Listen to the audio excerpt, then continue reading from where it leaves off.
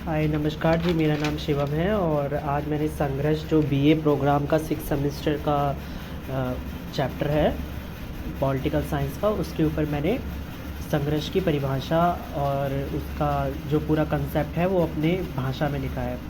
तो संघर्ष किसे कहते हैं, इजी वे में है बिल्कुल ही।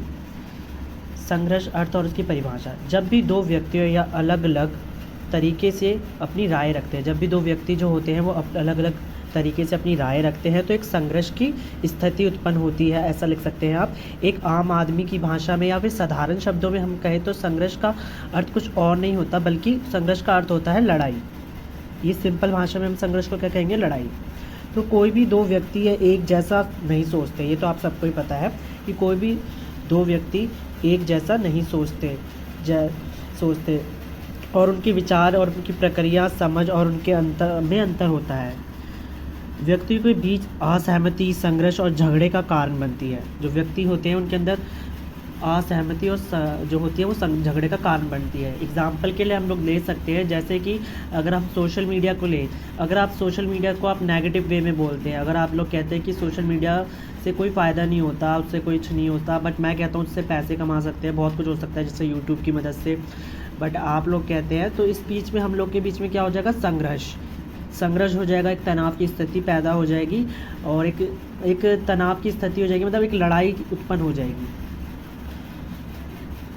तो संघर्ष इसको कहते हैं, ठीक है। संघर्ष तब होता है जब व्यक्तियों में अलग अलग मूल्य, राय, ज़रूरतें, रुचियां होती हैं और बीच में वो रास्ता खोजने में असमर्थ होते हैं। मतलब अगर वो किसी भी एक रास्ते पे नहीं पहुंच पाते। जब संघर्ष होता है तो को किसी एक रास्ते पे पहुंचना होता है तो वो पहुंच ही नहीं पाते हैं। जैसे एग्जांपल के लिए हम लोग ले सकते हैं, जैसे हम एक पार्टी में हैं, हमारी समझ लो हम लोग हैं बीजेपी पार्टी में हैं और आधे लोग जो पार्टी के मेंबर हैं वो कहते हैं कि पानी की सुविधा उपलब्ध करते हैं, आधे लोग कहते हैं बिजली की।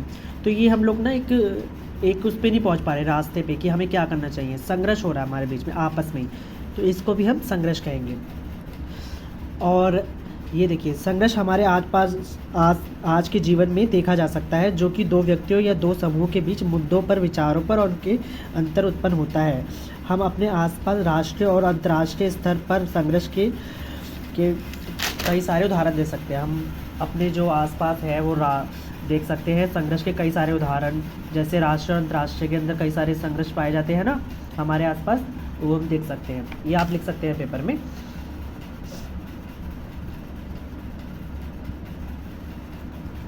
अब हम लोग बात करते हैं इधर से। संघर्ष टकराव को दर्शाता है। संघर्ष किसको दर्शाता है, ये तो आपको पता ही होगा, अभी बताया था। संघर्ष एक टकराव को दर्शाता है जो दो या दो से अधिक व्यक्तियों या उनके समूहों के बीच जब एक दूसरे के विरोधी होते हैं, उनके जो वो होते हैं विचार होते हैं वो एक दूसरे के विरोधी होते हैं, लक्ष्य मूल्यों के कारण अस्थिति, विवाद तथा तनाव का कारण बनता है, उसे संघर्ष कहते हैं। यह सामूहिक समस्याओं को उत्पन्न करता है जो समाधान तक पहुँचने में कठिनाई पैदा करती है, ठीक है। ये अभी बताया था मैंने, एक रास्ते तक नहीं पहुंच पाते, ये एक सामूहिक समस्या पैदा करता है।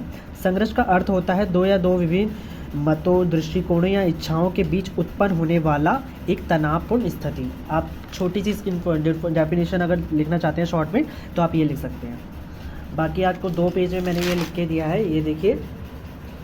और ये देखिए, अगर आप चाहते हैं कि आपको ये क्लियर आपको नोट्स मिल जाए तो आप मुझे डीएम कर सकते हैं, कमेंट बॉक्स में लिख सकते हैं, ओके।